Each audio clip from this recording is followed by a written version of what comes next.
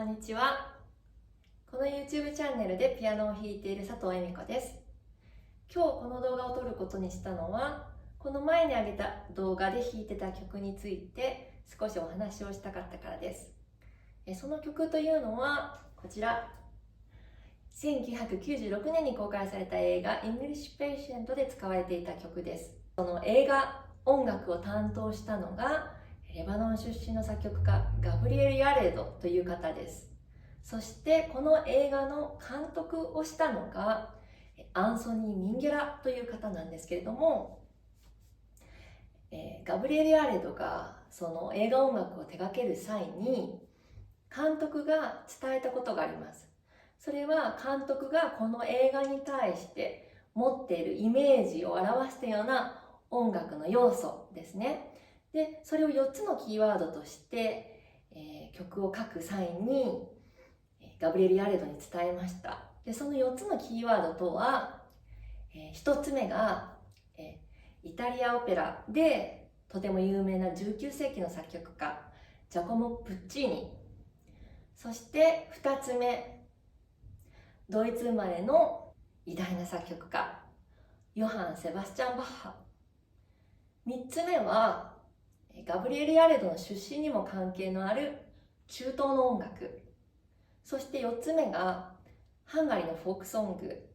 マルタ・セバスチャンという歌手の歌声ということでした。このように時代も地域も異なった音楽を、一つの映画で使用するわけですけども、もうその融合が見事で、この映画音楽の素晴らしい魅力の一つだと思います。それでは、具体的に今日お話しする曲、コンベント・ディ・サンタアナという曲なんですけれども、この曲を書くにあたっては非常に具体的な経緯がありました。というのは、この映画の編集に携わっていたウォルター・マーチという方がある時作曲家に連絡して、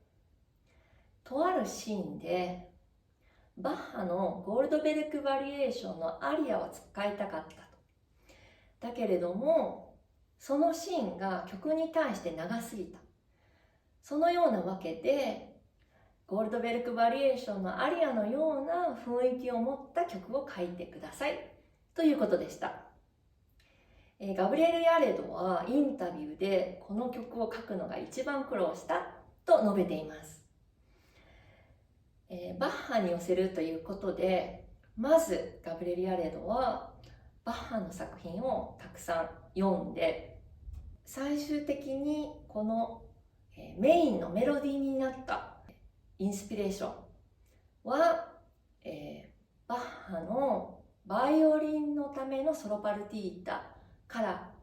得たものだというふうに言っています。ゴールドベルクバリエーションに寄せるっていうことなんですけれども、具体的にどんな風になってるのかっていうと、もちろん動画聞いてくださった方は聴き比べていただいてもいいんですけども、少しここでもテーマを少しだけちょっと弾いてみます。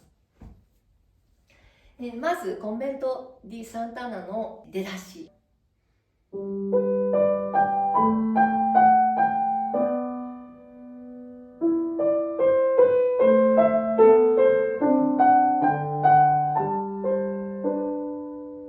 こういう感じなんですね。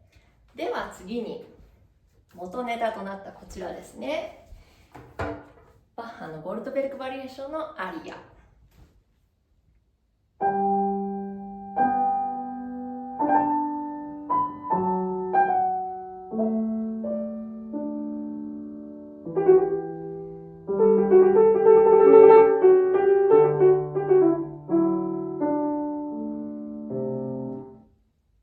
雰囲気とても似てますよね。で、具体的にどうなってるかというと、まず調整が同じです。都庁調、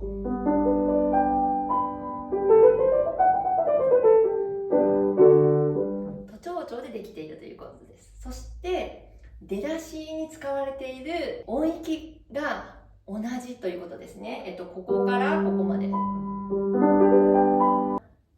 盤って広いんですけども、その中で、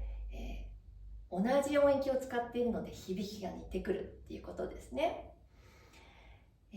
さらには、この曲を聴いてもしかしたらあれ、この曲ってバロック時代の曲かなって思われた方もいたかもしれません。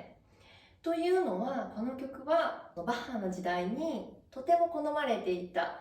作曲技法の一つである大法が用いられてるんですね。で、大法っていうのは話せばとっても長くなっちゃうんですけれども、